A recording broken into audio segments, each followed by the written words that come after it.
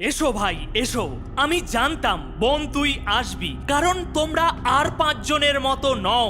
তোমরা জীবনে কিছু করে দেখাতে চাও, টপার হওয়ার স্বপ্ন তোমার চোখে জল জল করছে। শোনো তাহলে বলি কি, এবার যেগুলো বলবো একটু মনোযোগ বাড়িয়ে কথাগুলো শোনো। এই দুনিয়া ভীষণ স্বার্থপর, শুধু রেজাল্টই দেখে। নাম্বার যদি কম আসে তাহলে হাসি মুখে অপমান করার লোকের কোনো অভাব হবে না। যদি অপমানটা শুধু তোমাকে করা হতো তাহলে ততটাও গায়ে লাগতো না। যখন কেউ ফেল করে বা ফেল করতে করতে পাশ করে, তখন মানুষ সেই ছাত্রটির কম তার বাবা মায়ের বেশি মজাক ওড়ায়। নিজেই ভেবে দেখো যেটা বললাম সেটা সত্য কিনা। তাহলে তুমি কি মেনে নিতে পারবে যখন খোলা বাজারে তোমার পিতা হাসির পাত্র হবে, তার মজাক বানানো হবে? ছেলে পরীক্ষায় কামলা পেয়েছে, এই লোভনীয় বিষয়টি নিয়ে চর্চা করতে তারা ভীষণ মজা পাবে। তাই সুযোগ পেলে কিন্তু কেউ ছাড়বে না। সেই দিনটা দেখার জন্য কি তারা আজ এত কিছু করছে তোমার জন্য?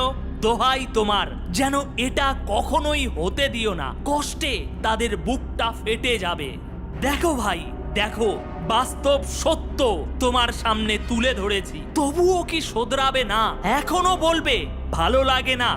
দেখো, সময় কখনো মানুষকে সফল বানায় না, সময়ের সঠিক ব্যবহার মানুষকে সফল বানায়। আমি এটা শুনতেই চাই না আজ পর্যন্ত তুমি কি কি করেছো, আমি এটা দেখতে চাই আজকের পর থেকে তুমি কি করবে। দেরিতে হও তবে অবশ্যই কিছু না কিছু হও।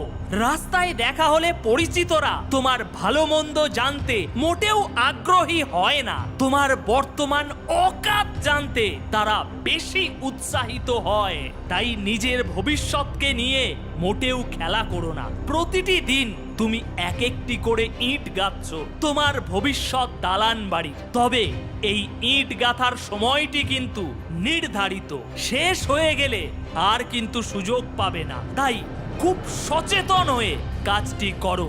কখনো কখনো জীবনে অনেক কঠিন সিদ্ধান্ত নিতে হবে তোমাকে, তবে সেই সিদ্ধান্তটি একদিন জীবন বদলে দেবে তোমার।